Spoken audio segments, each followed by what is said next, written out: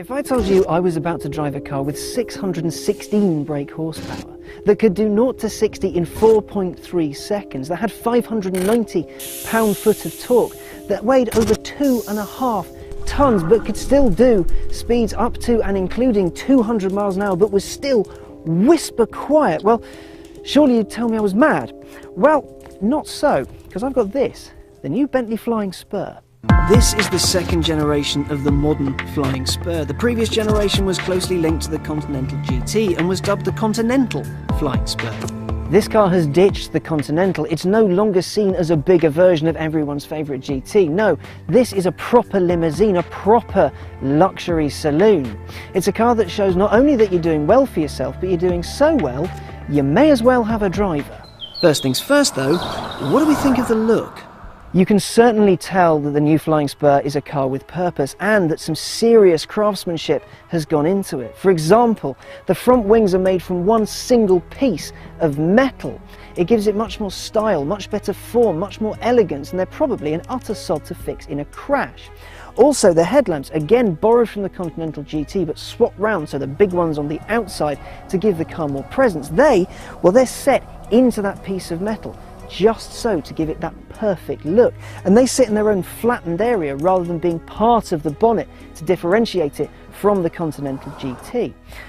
But then that single piece wing gives way to one shoulder line that runs all the way to sit just above the rear lights. Now, rather than you get in the Continental GT, they're not stacked but more put into one single wide unit. That gives the rear of the car way more presence than before.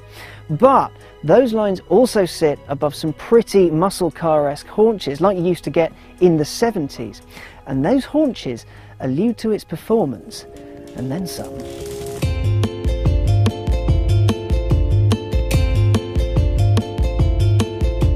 Up front, things are pretty much the same as the Continental GT, which is lovely. All the toys are in the same place, all the wood is all shiny and pretty, it's all absolutely beautiful, and you even get that winged bee inspired dash, which is why it sort of swoops in and goes down and then ensconces the driver in the cabin as a proper cockpit style affair. But in the back is where things get luxurious and very, very high tech. You can have 10-inch screens in there, you can have Wi-Fi, there's inputs for SD cards, USB, all that kind of stuff. And if you only have 2 children, you can have 2 captain's chairs in there which you can recline and have a good snooze in. Bentley's also introduced a little remote control that you can control your seat temperature with, the aircon in there, you can control your media. Similarly, you can have a look at the speedo like you could in Bentleys of old, and that's pretty cool if I'm honest. All in all, it's the kind of place you could make country-changing decisions from, as one would expect from the back seat of a big B. Craftsmanship is at the fore here, as you'd expect from a Bentley.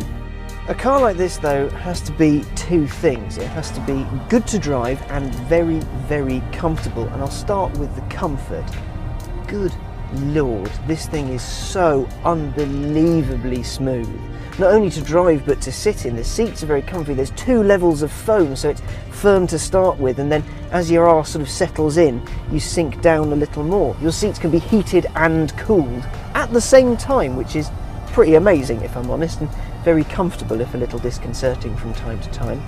There are various suspension settings. You can go from comfort all the way up to sport, and comfort is, as you'd expect, very, very comfortable. Apparently this is about 13% softer than the old car, and it's great for in town because the steering's nice and light, even though it is adaptive. So what that means is when you're going less than 30 miles an hour it's nice and light, but if you start going a little faster it weighs itself up a little bit, because you have to remember this is a 200 mile an hour car, and if you are going to do that kind of speed you don't really want easy steering, you want it to be a little bit tauter. The real highlight of this car is its engine. It's a 6-litre W12, 2 turbos on it, 616 brake horsepower, and its turn of pace is simply astonishing. You nail your foot and all of a sudden this barge lurches upwards as you fire yourself forward to the horizon. It's this relentless speed, and you can get up to any speed limit pretty instantly. I mean, 0 to 60 happens in 4.3 seconds, 70 appears not long after that. 0 to 100 miles an hour in this is 9.5 seconds.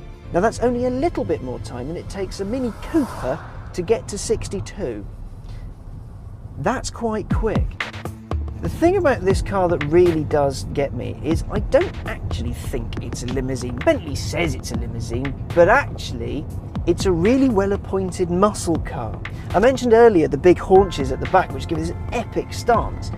And then you add in the giant engine with all of the power and a little bit of noise and drama, and the suspension, even in sport mode, when you accelerate, it kind of lifts the front end as the momentum pushes the 2.5 tons forward, but of course physics takes over and it lifts itself up. It is a muscle car, but with really nice seats in it. Really nice seats. So then, what do we make of Bentley's latest? Is it a hit or a very well-appointed miss? Come on, what do you think? It's a brand spanking new Bentley. Of course it's